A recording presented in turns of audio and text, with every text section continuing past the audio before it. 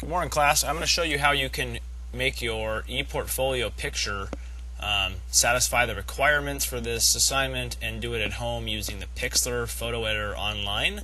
If for some reason you get behind in Photoshop for any of your assignments, this is a good tutorial for you to have a resource away from home or maybe even on a Chromebook. So I'm going to open up a new tab and do a search for Pixlr. Open the search. You find the first thing that comes up. You're going to want to launch the web application. It's a free version of the software. Okay. For this assignment, you're going to create a new image. On the original demonstration video using Photoshop, I say I want it 4 inches by 6 inches at 72 resolution. Pixlr Online, all you need to do is title it Self-Portrait. You know, however you want to do it. You can put your last name on it.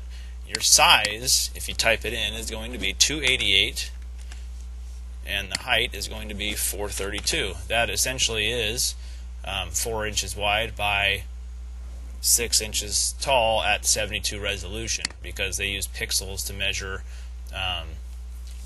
on a screen. So I click the box for transparency, I hit OK, and there is my window that I'm going to use. Now I need to get a picture of myself in that document. I'm going to do so by opening an image. I go to File, Open.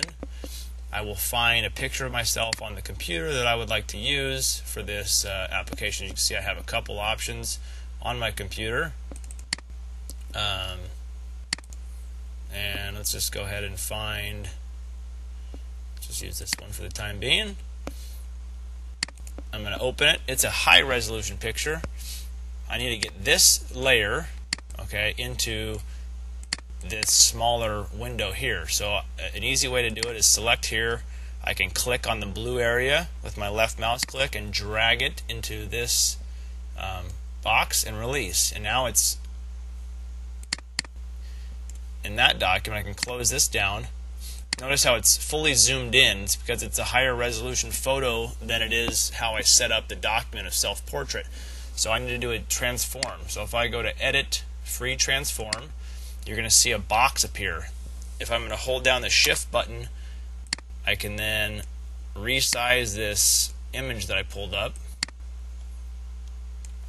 and then try to center it, and I can see what my face looks like. I'm still way too zoomed in. So I use Shift, click in the corners to keep the proportionality of the document, and I get it to the desired size. Now I'm at the right size. I actually need to expand it a little bit. Center myself. Hit Enter to apply the transformation, and I'm done. Again, you can play around with the filters if you want. You can see what a filter would do to your image. You can do an adjustment to possibly get it into black and white.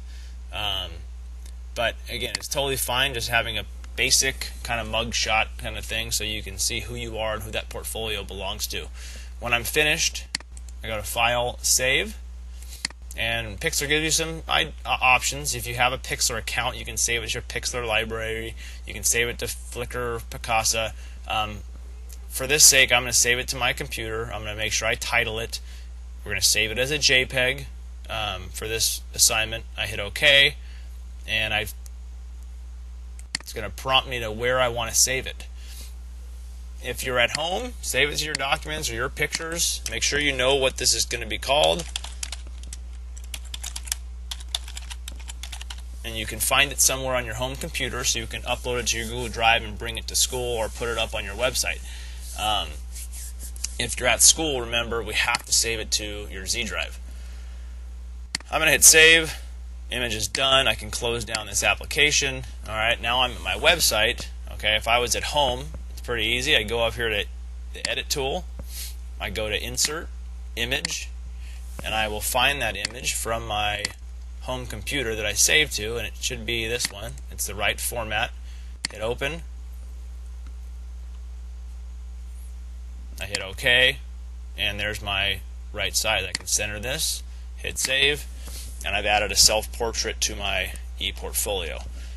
If I wanted to bring that self-portrait picture to school with me, I would go to my Google Drive, hit the Upload button, find the file, and I can bring that image into my Google Drive so I can use it here on campus or wherever. It'll just save here on my Google Drive in my computer core folder. Hope this helps get our ePortfolio looking a little bit more personal and styled.